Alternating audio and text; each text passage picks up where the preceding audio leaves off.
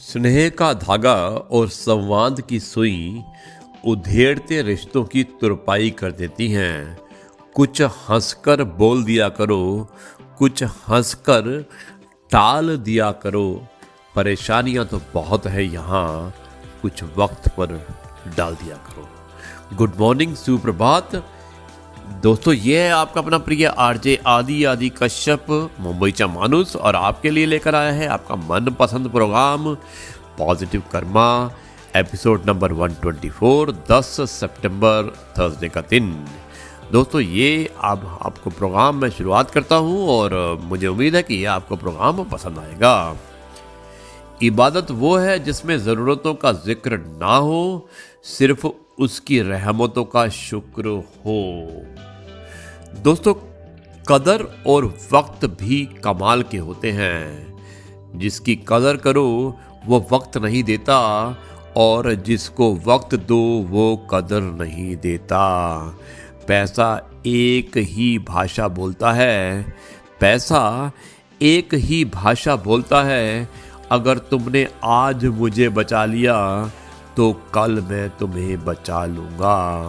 पैसा फिर कहता है, भले मैं ऊपर साथ नहीं जाऊँगा, भले मैं ऊपर साथ नहीं जाऊँगा, पर जब तक मैं नीचे हूँ तुझे बहुत ऊपर लेके जाऊँगा। दोस्तों यह है आपका अपना प्रिय आरजे आदि कश्यप मुंबईचा माणूस, और आपके लिए लेकर आया है आपका मनपसंद programme positive karma, episode number 124।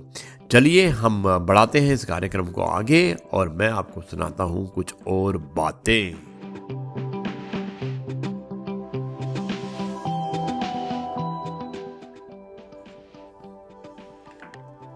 दोस्तों एक बार फिर ये है आपका अपना प्रिय आरजे आदि कश्यप मुंबईचा माणूस, और आपके लिए लेकर आया है आपका मनपसंद प्रोग्राम पॉजिटिव कर्मा। और आज आपका प्रिय आरजे आदि हैदराबाद में है, जो नवाबों का शहर है, और मैं हैदराबाद से आपको रिपोर्टिंग कर रहा हूँ। तो ये रिकॉर्डिंग जो है आज हैदराबाद में हो रही है, और मैं आपको सुनाता हूँ इस कार्यक्रम के अगले अध्याय को। दोस्तों महाभारत को पढ़ने का समय ना हो तो भी इसका नवसार सूत्र हमारे जीवन में बहुत उपयोगी सिद्ध हो सकता है, और मैं आपको बताना चाहता हूँ इसके कुछ बहुत इम्पोर्टेंट बातें, और मुझे उम्मीद है कि यह आपको पसंद आएगी। दोस्तों संतानों की गलत मांग और हट पर समय रहते अंकुश नहीं लगाया तो अंत में आप असहाय हो जाएंगे, ये कौरवों ने कहा था। आप भले ही कितने बलवान हो, लेकिन अधर्म के साथ हो तो आपकी विद्या, अस्त्र शस्त्र, शक्ति और वरदान सब निष्फल हो जाएगा। कर्ण। संतानों को इतना महत्वाकांक्षी बनाओ कि विद्या का दुरुपयोग कर स्वयं नाश कर सर्वनाश को आमंत्रित करें। अश्वत्थामा। दोस्तों कभी किसी को ऐसा वचन मत दो कि आपको अधर्मियों के आगे समर्पण करना पड़े। भीष्म पिता ने कहा था ये।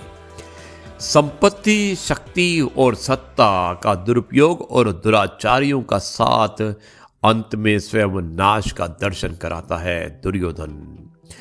अंध व्यक्ति अर्थात मुद्रा, मदिरा, अज्ञान, मोह और काम यानी कि मृदुला। अंध व्यक्ति के हाथ में सत्ता भी विनाश की ओर ले जाती है। धृतराष्ट्र।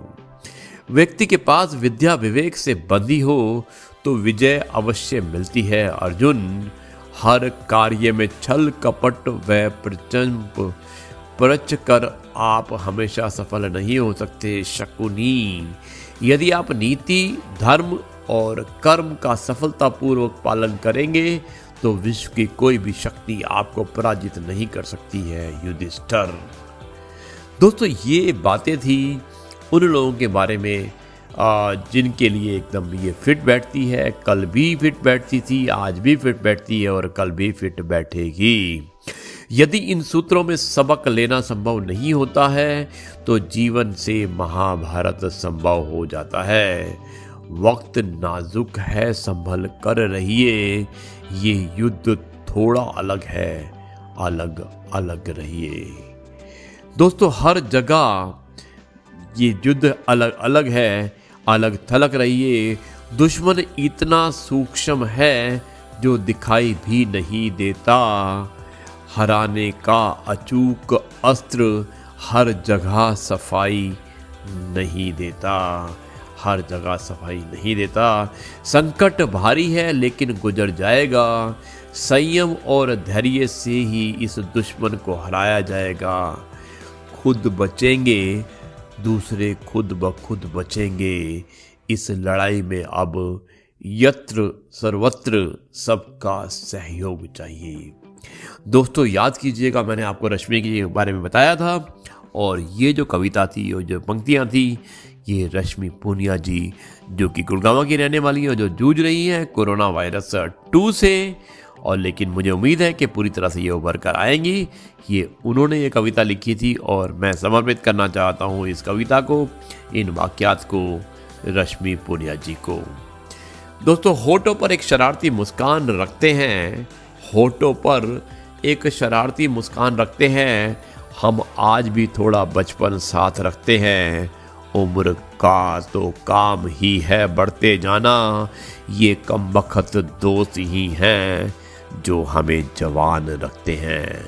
दोस्तों यह है आपका अपने प्रिय आरजे आदि आदि कश्यप मुंबई मानुस, और आपके लिए लेकर आया है आपका मनपसंद programme positive karma, episode number 124। और आज मैं बोल रहा हूँ आपको ये कार्यक्रम हैदराबाद से। चलिए, मैं इस कार्यक्रम का जो आखिरी पड़ाव होता है वो एक कहानी के रूप में होता है, और मैं आपको सुनाता हूँ जल्द ही एक कहानी। जाइएगा मत, मैं लौट कर वापस आता हूँ।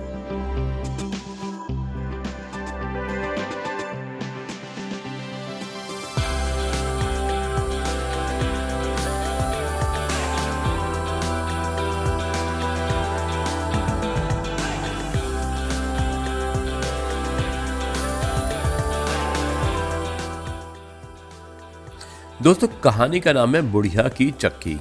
लेकिन इस कहानी को सुनाने से पहले मैं आपको कुछ सुनाना चाहता हूँ, और लीजिएगा, सुनिएगा। जिंदगी चाहे एक दिन की हो या 4 दिन की, उसे ऐसे जियो जैसे जिंदगी तुम्हें नहीं, जिंदगी को तुम मिले हो। अब मैं सुनाता हूँ आपको कहानी जिसका नाम है बुढ़िया की चक्की। दोस्तों कहानी कुछ इस प्रकार है। किसी गांव में एक अम्मा ने अपनी खुद पड़ी आटा चक्की को खुटवाने के लिए कारीगर को बुलाया। देख भाई, जानता तो है ना, ये रही चक्की, इसे ठीक कर दे। बस आज के खाने लायक दलिया बचा था, वो चूल्हे पर चढ़ा दिया है। तू इसे ठीक कर, तब तक मैं कुएं से मटकी भर कर लाती हूँ। कारीगर बोला, ठीक है अम्मा, तू चिंता मत कर, मेरी कारीगरी के 7 गांवों में चर्चे हैं। ऐसी चक्की खोटूंगा कि तू आटा पीसेगी तो भी मैदा निकलेगी, और चूल्हे पर चढ़ा पक रहा दलिया संभाल लूंगा, तू बेफिक्र होकर पानी भरने चली जा। बुढ़िया निश्चिंत होकर कुएं की तरफ निकल गई और कारीगर चक्की की खुटाई करने लगा।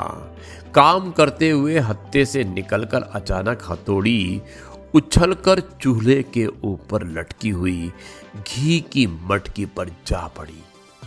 घी सहित मटकी चूल्हे पर पक रहे दलिया की हांडी पर जा गिरी। इतना सब होने पर कारीगर हड़बड़ा गया, और हड़बड़ाहट में उससे चक्की का पार्ट भी टूट गया।